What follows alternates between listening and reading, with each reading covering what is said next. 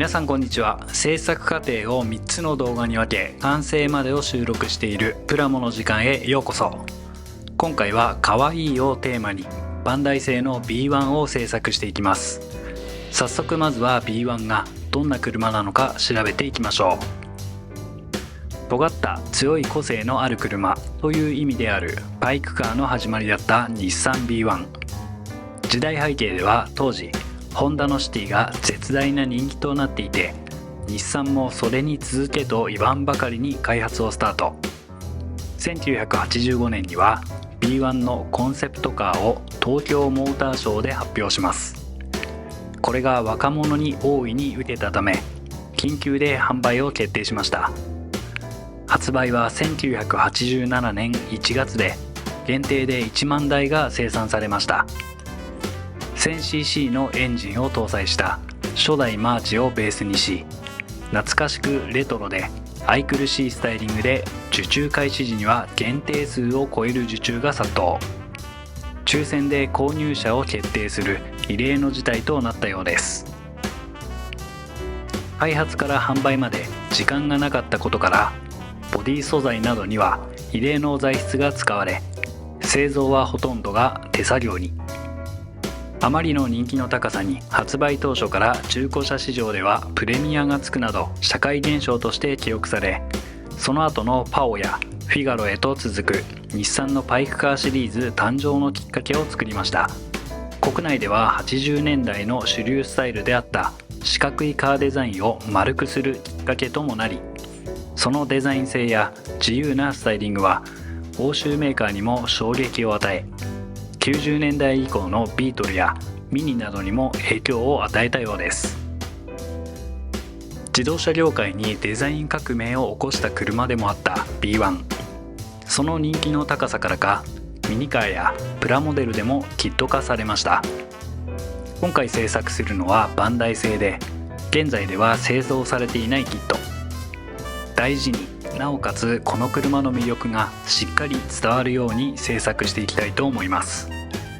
まずは仮組みから。今ではガンダムが販売主軸であるバンダイですが、昔はこういったカープラやバイク模型なども製造販売していました。バンダイということもあり、そのディティールは箱を開けた瞬間からもはや言うことなし。ボディの造形は B1 そのものですし、作りやすさやシンプルなパーツ構成は手軽に B1 を手元に置いておける喜びに拍車をかけてくれます。足回りではフロントは舵取りできるピンタイプ、リアはシャフト固定タイプ、インテリアでは取り付け位置もしっかり記されており、カチッと組み上げることができます。ウィンドウとボディの整合性もバッチリ。ボディとシャシーのはめ込みもちょうどよく、きつさは感じません。クリアパーツは塗装されているのではめ込むだけです。全体の塗装をしっかり行えば簡単に製作はできそうです。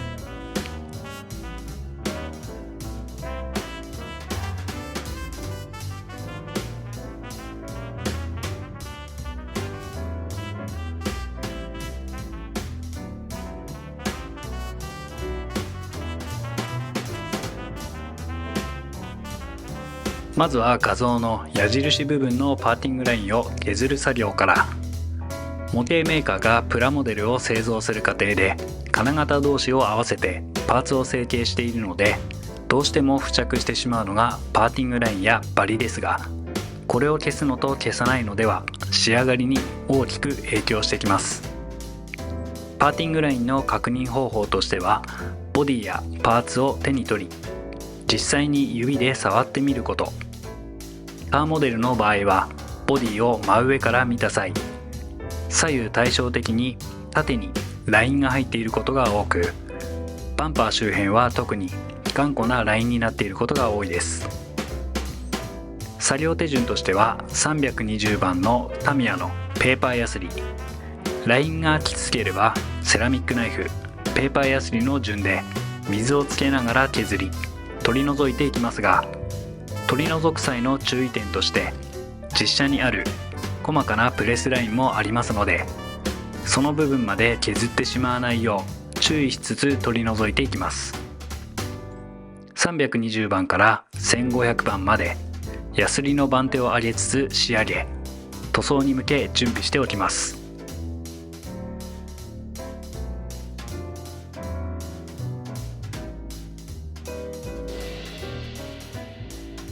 次に筋彫りを行っていきます。使用しているツールはタミヤ製の筋彫り調光ブレードで、ブレードは 0.15mm と 0.2mm を使い分けています。用途としては 0.15mm のブレードは全体的な使用、 0.2mm のブレードはドアやボンネットなどの開閉部分に使用しています。リアルな完成度を追求するにあたり、ボディのパーツそれぞれに対し筋を入れておかないと、塗装を重ねた時に溝が塗料で埋もれてしまいシャープさが欠けてしまうので、しっかり丁寧に彫っていきます。といっても筋を深くしすぎると不自然なシルエットになってしまったり、パーツが貫通し割れてしまう場合もありますので、あくまでも軽いタッチでそれぞれ3から5往復を目安に、なおかつボンネットやドアなどの開閉パーツ部分は他の部分との差を明確につけるため 0.2mm の調光ブレードを使い太めのラインにし、リアルさを意識しながら丁寧に彫っていきます。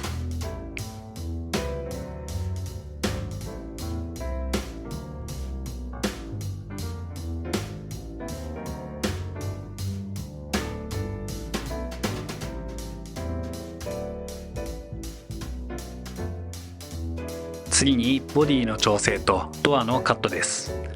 まずはドアノブやトランクの T シリンダーモールドを削除し、 0.8mm のピンバイスで穴を開けます。ここには完成手前で配給パーツのマイナスモールドを取り付けます。続いてはドアをパカッと開けてインテリアを見れる状態にしていくので、超音波カッターのマジカッターでドアを切断。サクッと切断したら切断面が荒れていますので、ペーパーヤスリで滑らかにし整えます。ドアを切断したことにより内張りもフロントとリアで分割、こちらもペーパーヤスリで整えておきます。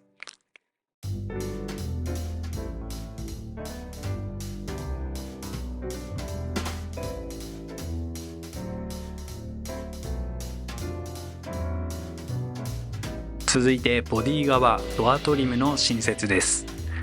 0.5mm のプラ板をカットし、ドアの形状に馴染むように指で曲げボディへ接着。これで切断したドアの受けにもなりました。オープンキャンバス仕様にするのでルーフレールもプラ板で新設しておきます。その後またプラ板をカットし、ドアトリム部分に今度はまっすぐな形状になるように接着。アルファベットでいう D の形になったら空洞部分にはパテを流し込みます。 UV レジンパテを使ったので形を整えた上でブラックライトを照射しパテを固定。断面はペーパーヤスリでならし滑らかにしておきます。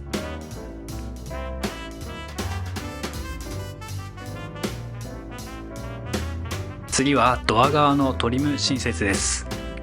ドア裏面には内張りも取り付けていくので、それを計算しながら作業です。カットした内張りの裏にはプラ棒を接着し、後のパテから剥がしやすくするようにリップクリームを塗っておきます。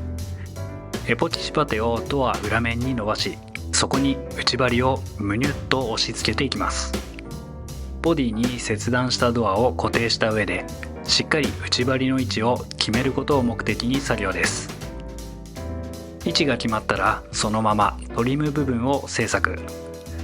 マステをトリム部分に貼り付け、マジックで型を取ったらプラ板に貼り付けてカット。その後カットしたプラ板を内張りに接着。内張りをパテから剥がし、上下部分にはプラ棒を接着。ドア裏面との隙間をプラ棒とパテで埋め、ペーパーヤスリで滑らかにしたら塗装の下準備は完了です。次は折れたピラーの修理です。ドアをカットする際に折れたピラーですが、こちらはタミヤの瞬間接着剤イージーサンディングを使い再生しました。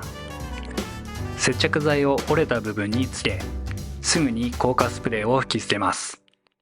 しっかり固定できたらペーパーヤスリで形を整え再生完了です。